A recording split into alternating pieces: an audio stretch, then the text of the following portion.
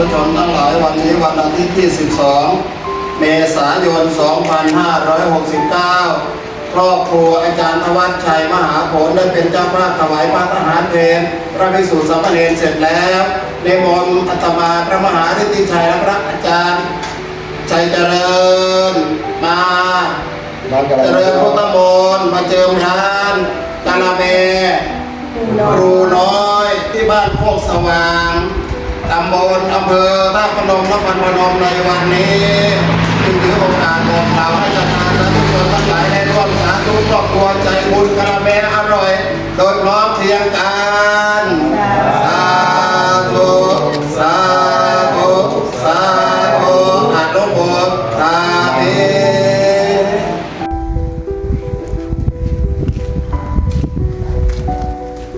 สอนเป็นเก็บซุ่มซะก่อนยังไม่ทันจะแสดงความเท็จเลยนะเท็จเนี่ยมันให้อาหารการกินเท็จมันถึงต้อง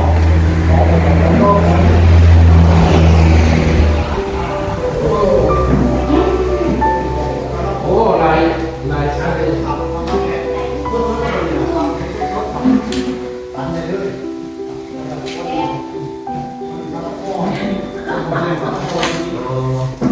โยกเลยพี่ ปากยาวเลยคน จะสัญญาเนี่ยคนนี้ได้เดือนโยกเลยพี่ นี่ห้องพ่อหรอนี่ห้องแพทย์หรอ มีมองควรไม่มองควรควรควรอย่างที่ยังมีขึ้นยามเราหรือว่าไม่ใช่ก่อนข้างในมีเครื่องเล็กน้อยแล้วเขียนอยู่หลังบ้านตะกี้อยู่ข้างในกับมีเครื่องอยู่ข้างในโดยเฉพาะต่างหากไปยุหันคนเดียวมาเอาเงินมาไม่เบิดมาไม่เบิดครับเรื่องไม่เบิดเรื่องมาสรุปโอ้ย บ้านเฟล ควบคุมสูง บ้านเฟลรู้เนาะ เราก็จะขึ้นเรียนหน่อยนอกจากที่แบบมันเป็นแบบโรงงานเฉพาะเลย เป็นการแหละ เครื่องอันนี้เดี๋ยวนี้ได้เครื่องแบบใหม่มากตัวนี้300,000 กว่าบาทตั้งเวลาได้ตั้งอุณหภูมิได้ยังได้ยังไม่มีเบิดคือเราลงปะคือเราลงเป็นกว่าเลยครับ คุ้มได้หรอ โอ้คุ้มแล้วคุ้ม นานๆ ครับนี่ก็คุ้มแล้ว เป็นอะไรกับคุ้มกับ ครับ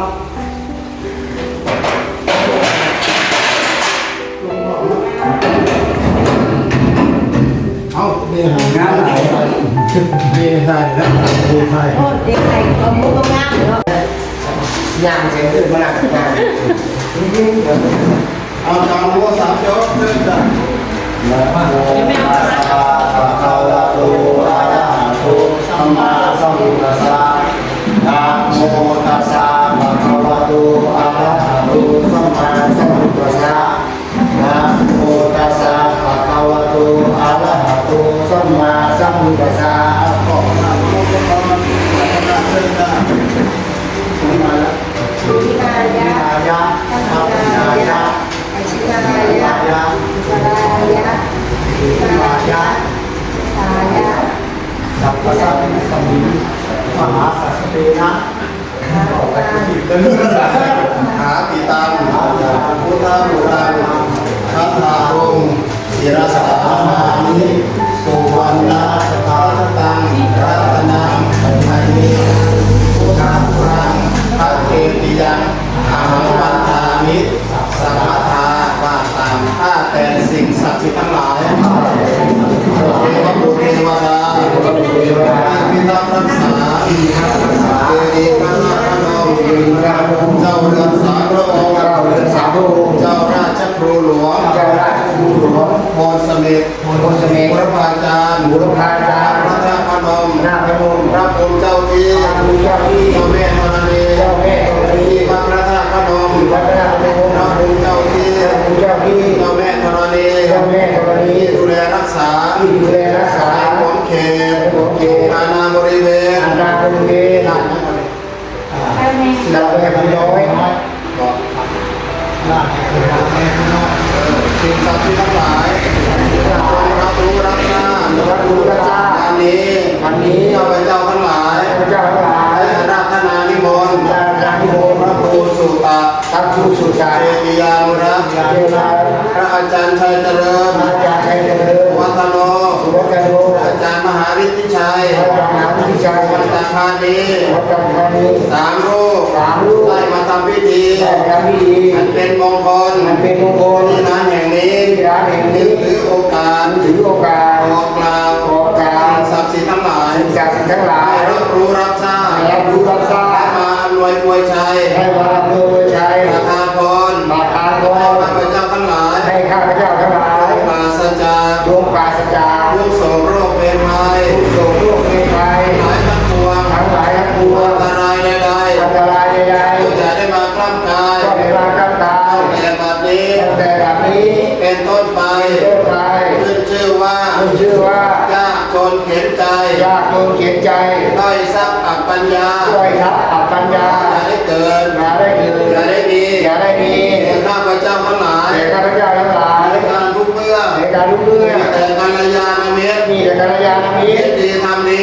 ดีทำดี อย่าได้ช่วยปกป้อง อย่าได้เลือดปกป้อง ชูบูชา ผู้บูชา พระศาสนา พุทธศาสนา ให้เจริญ ให้เจริญ ยิ่งขึ้นไป ยิ่งขึ้นไป ข้าพเจ้าทั้งหลาย ให้ข้าพเจ้าทั้งหลาย หายทุกข์หายโศก หายทุกข์หายโศก หายโรคหายภัย หายโรคหายภัย หายพยาธิโรคา หายพยาธิโรคา เห็นเวรภัย เพราะเห็นเป็นภัย หายไปทันที หายไปทัน เพ ที ราะมันเคราะห์เดือน เพราะวันคอยเดือน ปี เพราะปี เพราะวันคอยเคลื่อน เพราะวันคอยเคลื่อน เพราะเดือนคอยคลาย เพราะวันคอยกาย เพราะปีคอยหาย เพราะปีคอยหา หาย ย แล้วกลับไป หายรับกลับไป มีโชคมีชัย มีโชคมีใจ ได้ดังปรารถนา ได้ดังปรารถนา สมปรารถนา สมปรารถนา ที่ปรารถนาไว้แล้ว ที่ปรารถนาไว้แล้ว ให้เหลือวิสัย ให้เหลือวิสัย มนุษย์ปุถุชน มาเลิกปุถุชน จะพึงได้ จะพึงได้ จะพึงมี จะพึงมี ขอให้สำเร็จ ขอให้สำ ข เร็ อ จ ให้สำเร็จ ได้สำเร็จ ขอให้สำเร็จ ขอให้สำ ใน เร็จ เร็ววัน ในเร็ววัน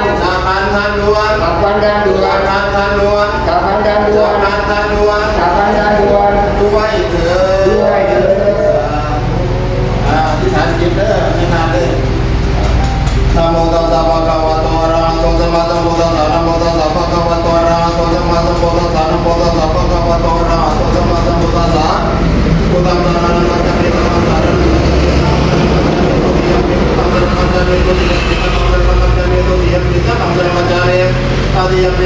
มปิพุทธังสรณังคัจฉามิตติยัมปิธัมมังสรณังคัจฉามิตติยัมปิสัพพังสรณังคัจฉามิ Ilmu besutan ekam sama yang maka paparan yang miarati isi patana ini patanya tataraku maka papan jabagi jabiku amat yazid kami mimpi kami anta papa sendiri nasi kita pajo dan yang kami suka masuk kami jokowi jokam bokotu janiko anareyo anatasan itu joda yang atas gila matanu jokotoku anareyo anatasan itu yang jadi kami kupuan teru kama maci papa tiba tata mati na abis semutan jago karena di jana karena bersama jabi aja semutan jadi pada ya semutan dia pada pada kami kami karena itu saja api daya sebut aja di mana jasa pada dia aja mewah riwa tinggi koma bos jadi langsung mati di sama sama bos sama wajah sama kamu tuh sama aji bos sama wajah bos sama tadi sama dia yang bos tapi kami masih apa sih pada tata pada enak sebut aja bukan di jana karena rupanya api daya sebut aja di mana jasa sama tadi tak kok pada kami itu kan dia saja saat itu kan cara itu kan berada itu kan so kabar itu batu atau mana supaya tapi itu kan api jaya sampai joko atau kopi joko atau punya beda dalam peti tapi itu kan kita dapat jumpa tanah kata Tuhan kita mau menapi kami itu kan semua jariah saja yang tanah pada pagi kan nanti rangka sekatan terapi nanti ini jadi tangkap matara pematan nabi pematan itu kok menapi kami itu kan protoria saja jawatan saja jawatan saya sebira kali roto yang mau diri sepumut karena ada juga kok menapi kami itu kan roto kami ini betul-betul pada jajang aja mewah riwa itu juga mau saja tidak sama tadi sama tak apa sama baca sama kamu tahu sama juga sama baca sama tadi sama dia kita buka pada saja di mimpi kami berbicara ke kita mimpi dan itu pasti udah pasti dan pemerintah tukar ria sajang parinya jadi parinya tadi memang apa di memangnya tadi mem saji kata pati mem saji kata di memang apa di memangnya tadi mem itu berbicara itu dia tapi itu nyambung pasti ada pasti ada Jawa jiwa kami ini sudah suara yang saja sudah pasti beriman kawasan sekarang tetapi tak bicara tak sedang nasu itu tangga hoji lewat apa kita biasa lewat yang mungkin seberapa yang baca aja tadi baru saja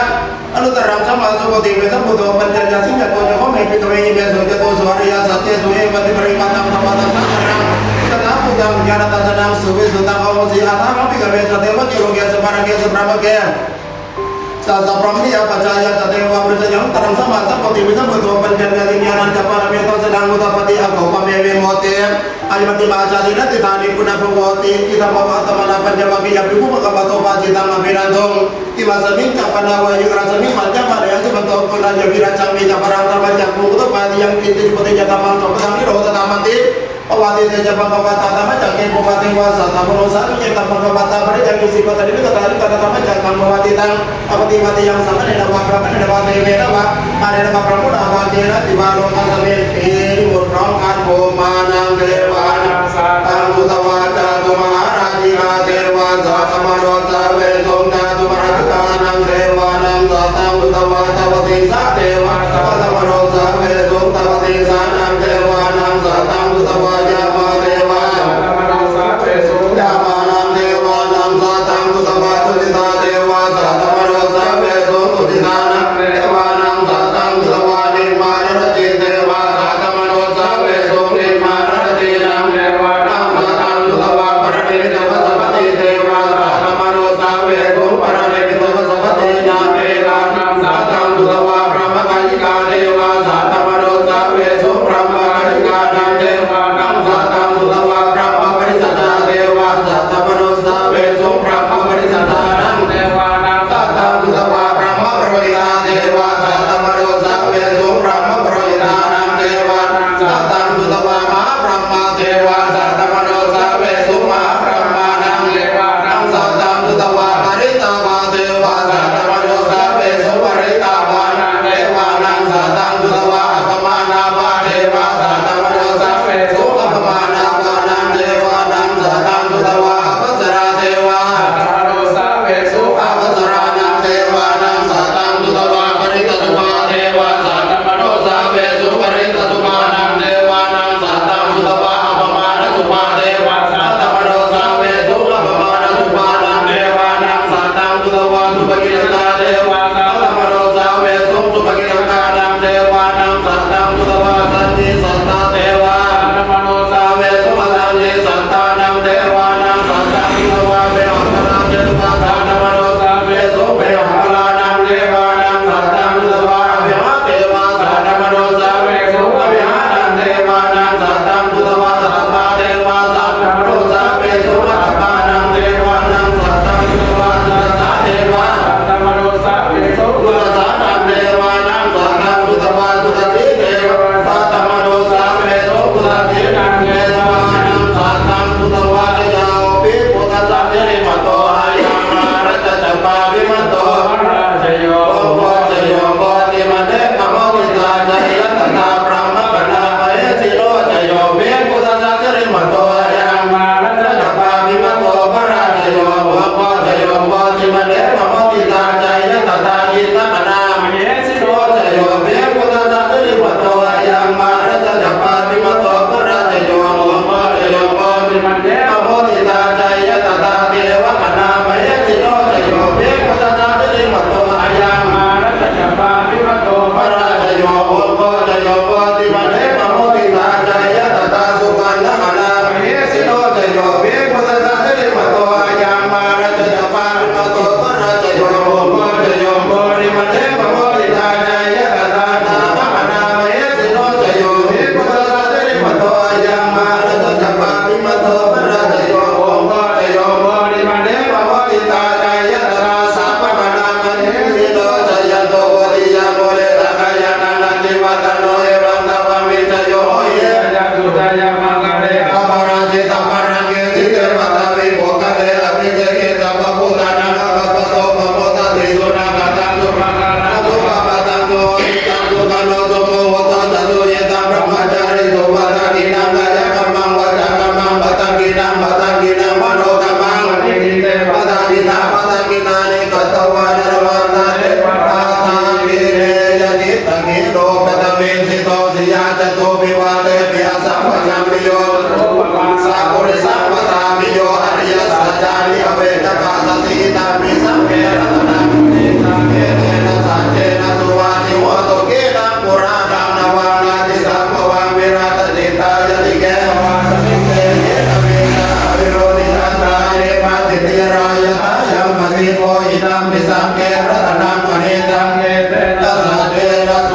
ติโห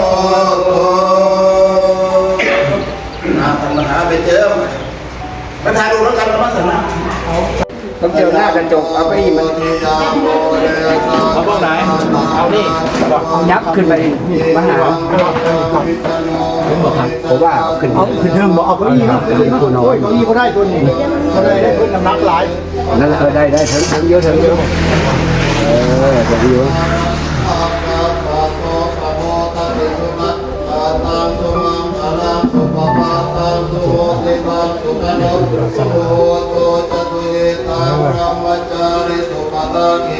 กายกรรมังวาจากรรมังปตากินังปตากินังมโนกรรมังปะเรเตเตปตากินานิกาตวะตระวันตาเตปตากิเลนยันโตโพธิยะโอเลสักยานังนาติวัตโนเอวังตวังวิจโยโหอิจยาสุจยมะกะเลอปลาจิตปันรังเกเสเสปตาวิโปกะเลอภิเสเกสัพพุตานะอาคาปะโตปะโมตติสุนาคาตังสุนันทนะสุขมาตังโยติตังสุขโนสุโมโตจะโตเยตังพระมัจจาริสุปตากินะอายกรรมังวาจากรรมังปตากินะปตากินังมโนกรรมังปะเดเตเตปตากินะปตากินาเนกัตวานรพังกิตาเตปตากิเลจยันโนโมติยาโพเนสัพพยาวัตโนเอวังตวังปิจโยรวยมาวังกะเลอัปลาจิปันรังเกเสสะปตาวิโปกะเลอเวเสเกสัพพะตานะอาคาปะโตปะโมตติสุนะตาตังสุมังคาราสุปาตังสุโหติตังสามยอดเลยผู้เตรียมก็โผล่แล้วบริคุกเก็บไว้เลยแต่มหาเตรียม3 ยอดพอดียอด3 ยอด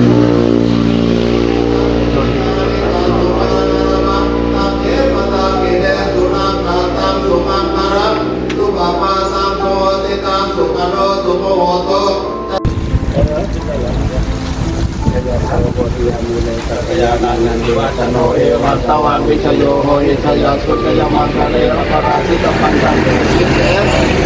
อภิเศษเกสัพพุทธานาคาสัพโตโกโมตติสุนัขตังสุมังคารังสุปปาตังสุติตังสุขโนสุโมโตชลินังพระมัจจาริสุปทากินังกายกรรมังวาจากรรมังปทากินังมโนกรรมังปริติเตปทากินานิกัตวานารพันตันเตปทากิเนสัพพุทธานุภาเวนะสัพพธรรมานุภาเวนะสัพพสังฆานุภาเวนะสัทธาสุติภวันตุเตเดชนาพระตาพระธรรมปกปักรักษาเทวดาคุ้มครองมีความสุขความเจริญ